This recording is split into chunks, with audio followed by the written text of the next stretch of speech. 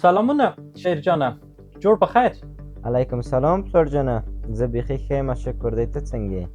سم بیخي ښه یم، ژوندی اوسې، سرلوړی اوسې، په خیر اوسې، ښایسته کالي دې اغوستي. او مننه پلار جانه، ژوندی اوسې. او د رنګ ډېر ښه در سره ښکارېږي. خوشحال جان او زهیر جان او مسکا جان خو نشته، په سفر دي.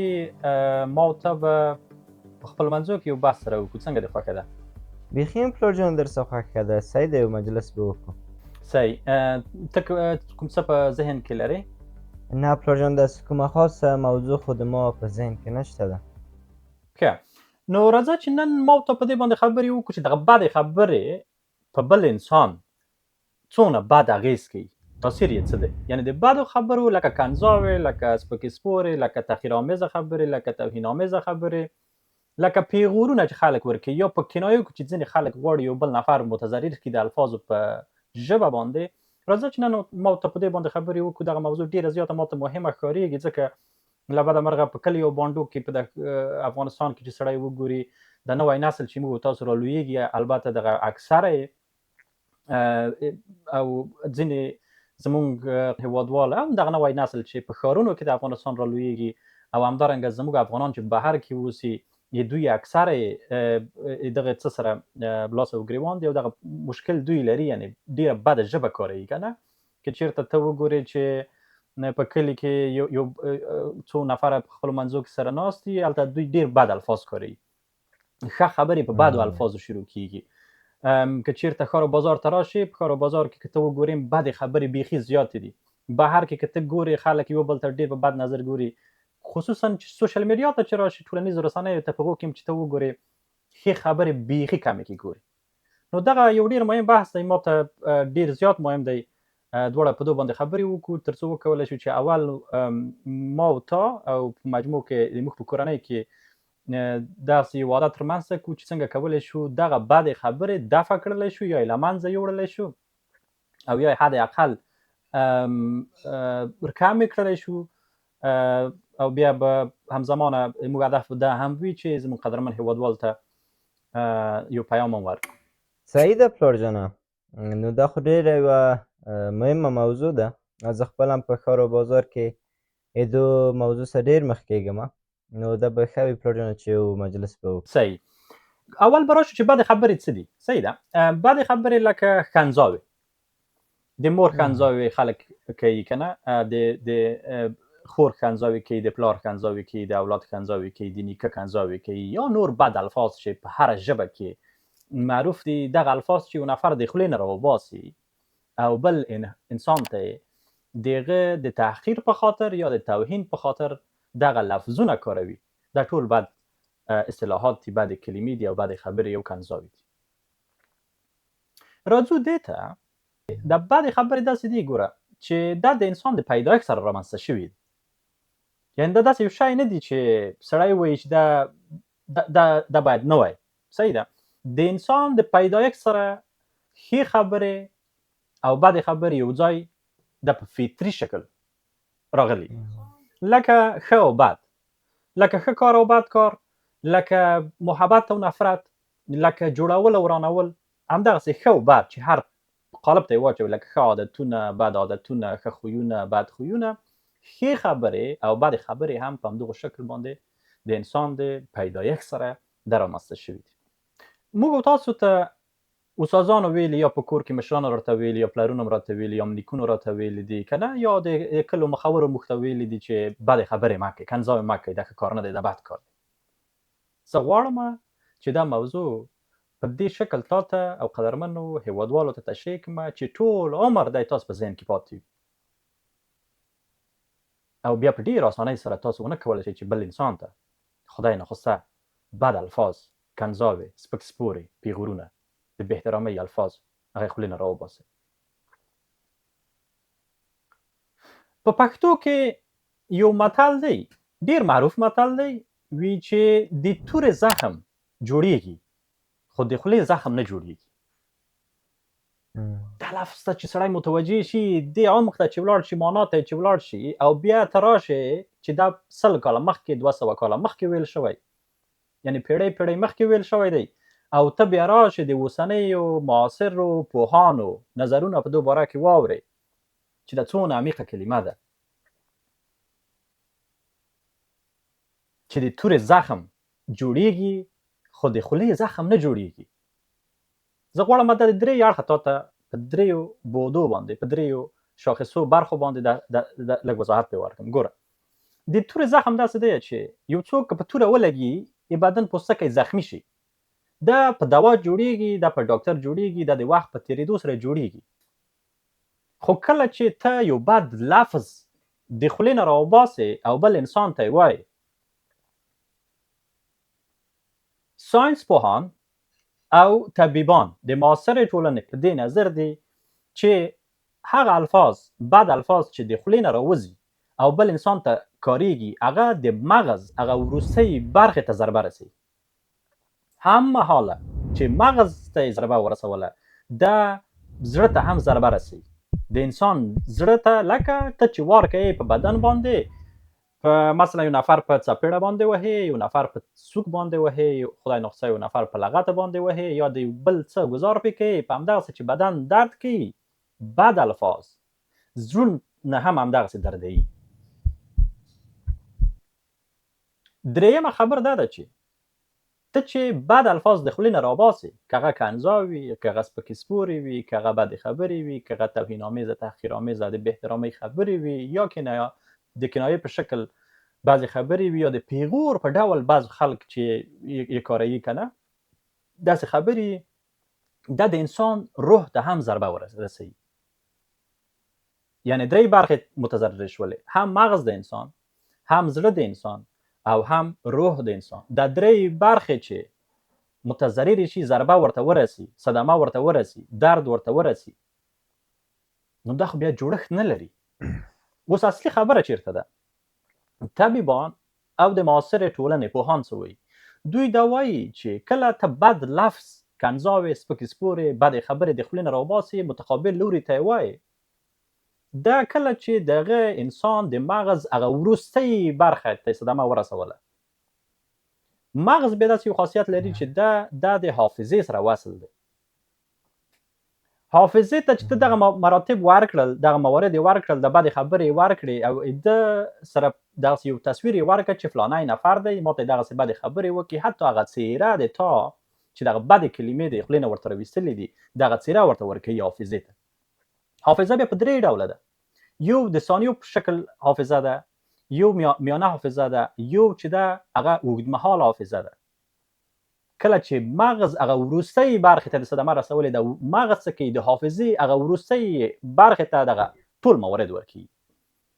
تا تصویر ورکوي، تا هغه خوله دې چې څنګه ښورولې ده هغه حالت ورکوي، دغه بدې خبرې دي چې کومې بدې خبرې دي چې د خولې نه راویستلې دي دا ټول ټکی په ټکی دا حافظې ته انتقالوي. نو همدا خبره ده چې زخمونه جوړیږي د وخت په تیریدو سره، خو کله چې بد الفاظ د خولې نه راوځي دا دایمي د انسان سره بل انسان سره پاتې کېږي. د انسان جسم چې کوم درد ویني همغه شکل باندې د انسان مغز او زړه په بدو خبرو په همغه شکل درد ویني. ته متوجه شوی یې که نه؟ یا ځینې هېوادوالې موږ په دې باندې حتما متوجه شوي دي چې بل نفر ته سړی ډېرې بدې خبرې وکړي، غصې حالت ته لاړ شي، بد وضعیت ورته رامنځته شي او زړه یې درد پیدا کړي که نه؟ د انسان زړه درد پیدا کوي. دا خو چا ویلی نه وي، فزیکي خو چا وار نه وي پرې کړی. یو ځل بیا زه په دې باندې تاکید کوم، ګوره هغه ټپ چې بدن اخلي، ته چې یو څوک په څپېړه باندې وایې، په سوک باندې وایې، په لغته باندې وایې، خدای ناخواسته هغه شین کېږي یا زخمي کېږي، د انسان مغز او زړه هم همدغسې ټپ ویني. دا د هارډورډ پوهنتون یوه څېړنې ثابته کړې ده چې بد لفظونه د انسان په مغز باندې د ټپ په شکل باندې اثر ږدي. څنګه چې پوستکی او بدن او غوښه د انسان ظاهري هر څه چې دي چې زخمي کېږي، ټپ ویني، شین کېږي، همدغسې د انسان مغز هم ټپ ویني. پلارجان دا خو یوه ډېره جالبه موضوع ده. نو زه مخکې په دې پوهېدمه چې بدې خبرې سړي ته ښې نه وي او یو انسان یې باید ونه کړه، خو زه په دې نه پوهېدمه چې بدې خبرې دومره ډېر اضرار لري، لکه څنګه چې تا وویې زړه ته ضرر رسوي، مغز ټپي کوي. دا پلار جان ډېرې جالبې خبرې دي. نو پلار جان زه دلته یو ځانه پوښتنه لرمه، کله چې موږ یو چاته بدې خبرې کوو صحیح ده موږ ده ته صدمه ورسوله، د دې تر څنګ چې د بدې خبرې موږ ته ګناه لري، موږ ته کوم بل ضرر لري او که نه؟ اصلي بحث هم همدلته شروع کیږي. یو خدا دی چې تا د بدو خبرو په واسطه باندې یو بل نفر متضرر که کنه. دا بیا د خلک داسې وایي چې یو نفر ته یو چا غوسه راځي، دا خو وایي چې راځه دا ښه خبره ده چې د ظاهري وضعیت مې هم ور خراب که بدو خبرو مثلا ما کنځا وکړله، د بل متقابل نفر ظاهري حالت خراب شه، پریشانه شه، خفه شه، صدمه مې ظاهري ورته ورسوله. اوس په دې باندې پوه شوله چې د مغز ته هم صدمه رسېږي، د زړه ته هم صدمه رسېږي او د سره د شای په حافظه کې هم پاتې شول، د تر څنګ د روح ته هم صدمه رسېږي. نو دا خو بیا ځینې خلک به د ترجیح ورکړي چې راځه دا خبرې خو په همدغه شکل کوه. یو نفر ته چې غوسه راځي بیا بهترین کار همدغه ویني چې زه د دو نفر نه د مقابل لوري نه زه په یو ډول نه په یو ډول هغه خپل انتقام واخلم. خو اصلي بحث دا دی چې څنګه چې تا پوښتنه وکړله چې دا بیرته انسان ته همدغه ضرر چې متقابل لوري ته لري خپل انسان ته هم لري. اول مهم بحث په دو کې دا دی، کله چې یو نفر غواړي بل انسان ته بد الفاظ د خولې نه راوباسي او استفاده یې کړي، دا د سره په ذهن کې دغه منفیګرایي برخه د ذهن چې دا د ډېره زیاته فعالي دا چې کله په ذهن کې فعاله شوله بدې خبرې دې وکړي، خو طبیعي خبره ده چې متقابل لوری هم تا ته بدې خبرې کوي. کله چې هغې بدې خبرې درته وکړي ته بیا ذهن دې په دې باندې مصرفېږي چې زه د دونه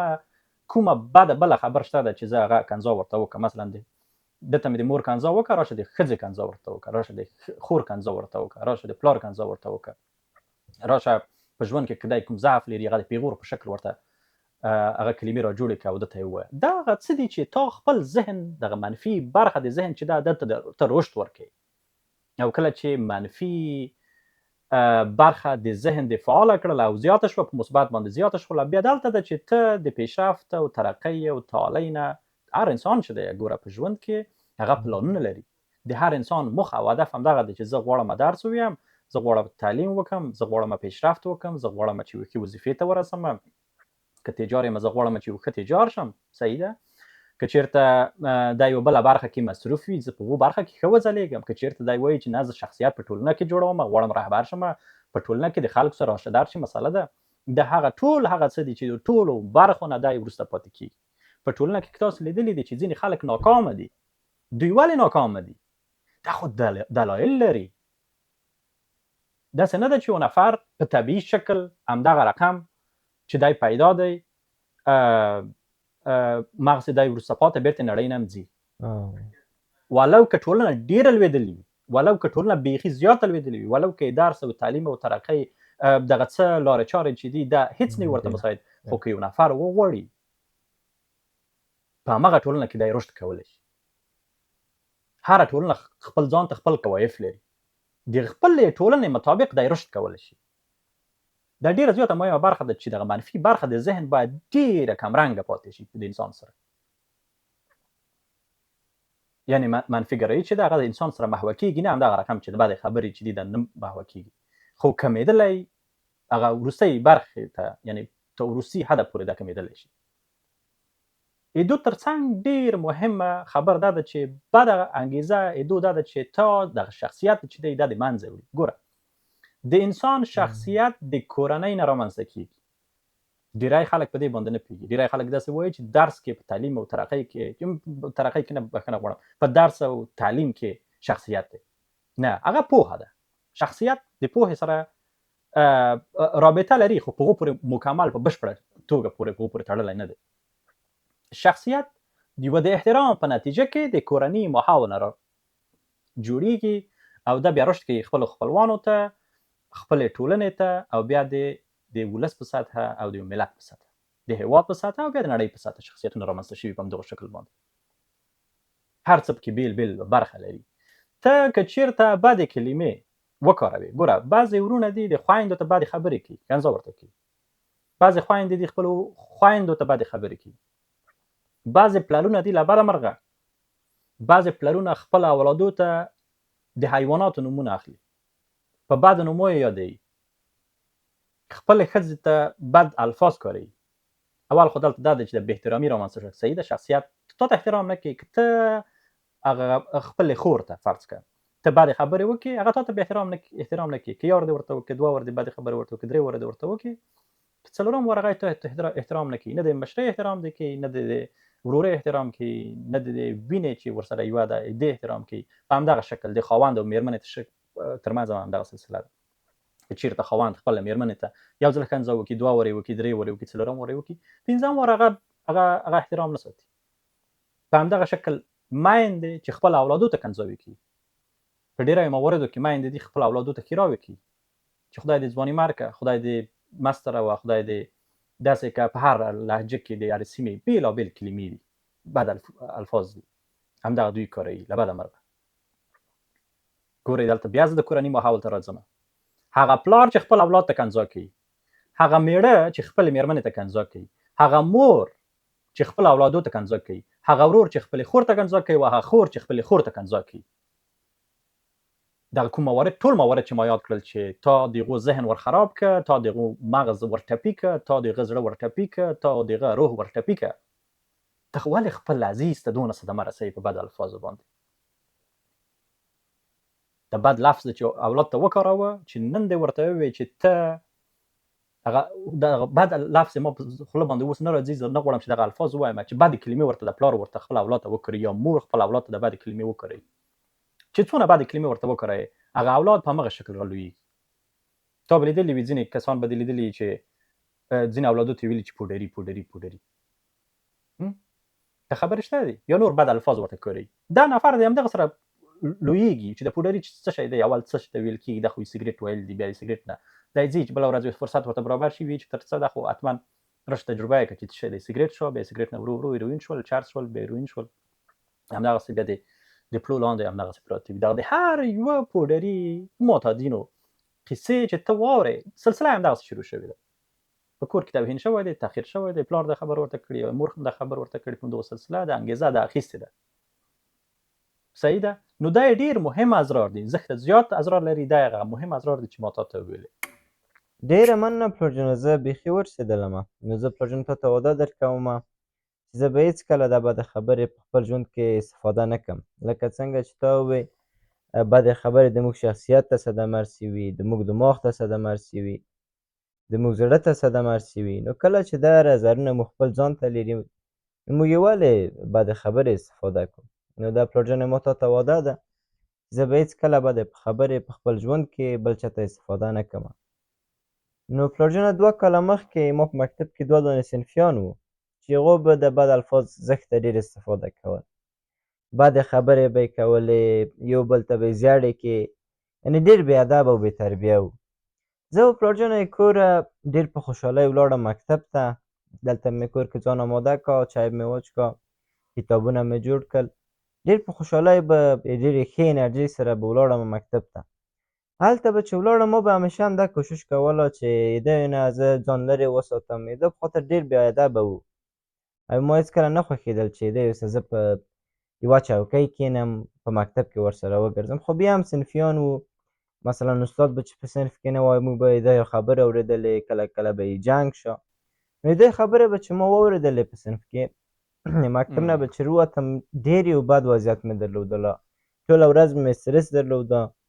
او د بېګا نه به چې ویده کېدم خوب مې ډېر نارامه و. نو اوس پلورجنه چې تا دا خبرې ما ته وکړې، زه پوه شوم چې هغه د ما استرس چې درلوده او خوب مې چې نارامه و، ټول د همدغو بدو خبرو تاثیر و. اوس د دغو خبرو سره ګوره ته اصلي ټکي ته ولاړې، هغه په دې معنا چې بدې خبرې چې بل انسان ته سړی کوي، دا هغه عمده ضررونه یې همدغه، د انسان زړه یې زخمي که، د انسان مغز یې ټپي که، او د انسان روح ته یې صدمه ورسوله. ګوره تا ته استرس درکړی، تا ته یې تشویش درکړی، ته یې ذهنا مصروف کړی، تا سره د ورځې په جریان کې د همدغه بدې خبرې ذهن کې درغلي دي. ته د یوه سالم کورني چاپېریال نه په خوشحالۍ وتلی، یو بل محیط ته داخل شوی، او موږ وایو تاسو په وطن کې، په افغانستان کې یا بهر کې چې چېرته افغانان اوسي، خو اکثره د همدغه ستونزو سره مخ دي له بده مرغه، چې دوی کنځا په راحتۍ کوي، بدې خبرې کوي، سپکې خبرې کوي، تحقیرآمیزه خبرې کوي، د کینې او کدورت نه ډکې خبرې کوي. دا هغه څه دي چې تا ته ګوره تا ته دومره صدمې رسولې دي تا وخت نه یې پوه شوی چې تا زړه یې ټپي کړی تا مغز او وروستۍ برخه یې ته صدمه رسولې ده زه دا اوس 100% مطمئن یم چې هغه کسان هغه ملګري تاسو صنفیان چې دغه بدې کلمې تا ته استفاده کړي دغه ټول تا سره هغه په وضعیت کې چې د خبر تا ته کړي دی تاسو په ذهن کې دا شی شته دي او د کوم بد الفاظ چې ته کارولي دي هغه تا ټکی په ټکی یاد دي حتی هغه څیره دی تا په یاد کېږي چې په لحظه کې تا دغه بده کلمه کړې او په هغو حالت کې د دغه څیرې کوم شکل درلوده ټنډه یې څنګه ګونځې شوې وه وروځو یې څنګه وضعیت درلوده همدغسې خوله یې څنګه ښورېدله دغه څه مغز حافظې وروستۍ برخې ته ورکوي چې تلپاتې کېږي د انسان سره دا د ساینس برخه وه دا د طب برخه وه او همدارنګه هارډورډ پوهنتون په دو برخه کې په ډېر وضاحت سره ویلي دي چې بد الفاظ د انسان په مغز باندې ټپونه پرېږدي د دې ترڅنګ که زه غلط اشتباه ونه کړمه د بقرې سورت په 83 آیات کې لوی خدای فرمایي چې وقولوا للناس حسنا تاسو د خلکو سره ښې خبرې وکړئ د خدای حکم دی همدارنګه پیغمبر دی خدای په یو حدیث کې راغلی دی چې پیغمبر د خدای وایي چې ښه مسلمان غوره مسلمان هغه دی چې د خولې او د لاس نه خلک نور مسلمانان په امان کې وي نو اوس د خلک ولې د دغه دونه ستونزو مشکلاتو سره چې یو بل نفر ته رسي صدمې ورته رسي زخمي کېږي ظاهري ورخرابوي تشویش ورته ایجادوي فکري ورخرابوي زړه یې زخمي کوي مغز یې زخمي کوي حافظه کې تلپاتې دا شی ورسره ساتي روح ته صدمه رسوي د خدای د حکم نه سرکشي کوي د پیغمبر د الفاظو سپکاوی او بهترامي کوي ولې په ډېر راحتۍ سره زموږ یو هېوادوال بل انسان ته په ټولنیزو رسنیو کې بد الفاظ په ډېر راحتۍ سره کاروي ولې په ټولنه کې یو انسان بل انسان سره په ډېر راحتۍ سره چې یو ډېره وړه اشتباه یې کړې وي دا یې کنځا د خولې نه ورته راوباسي ولې په کورنۍ کې پلار خپلې اولادو ته کنځا کوي بد رد ورته وایي ولې په ډېریو کورنیو کې زموږ خاوند خپل مېرمنې ته کنځا کوي سپک سپورې ورته وایي وروڼه یې ورته یادوي خویندې ورته یادوي مور یې ورته یادوي بد الفاظو باندې ولې په ډېریو کورنیو کې زموږ مېرمنې خپل اولادو ته سپکې سپورې وایي بدې کلمې ورته استفاده کوي د نورو د اولادو سره یې مقایسه کوي او ښېراوې ورته کوي سپکې سپورې ورته وي ولې همدغه زموږ کورنیو کې وروڼه خپلو منځو کې خویندې په خپلو منځو کې یو بل ته کنځاوې سپکې سپورې وایي زه اوس مطمئن یم چې دغه خبرې چې موږ تاسو هر څوک واورئ دوی به سلسلهوار بدې کلمې که هر ځل یې دوی په خوله کې مغز کې راتېرېږي او دوی غواړي چې خولې نه یې راوباسي دا به نورې بیا نه راباسي وایي به چې نه دا نفر چې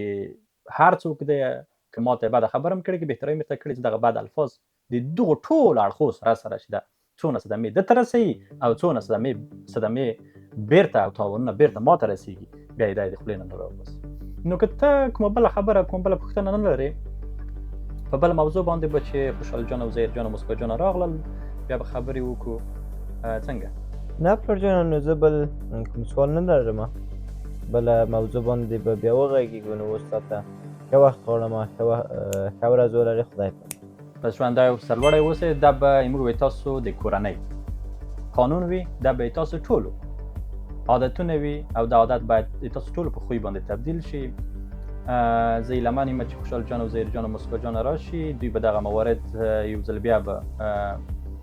په یوټیوب کې به دا ویډیو وي دوی به دا وګوري او ټکی په ټکی به هغه تاسو په خپل ژوند کې عملي کوئ تا ته ښه وخت ښه ورځ ولرئ خدای په امان خدای په امان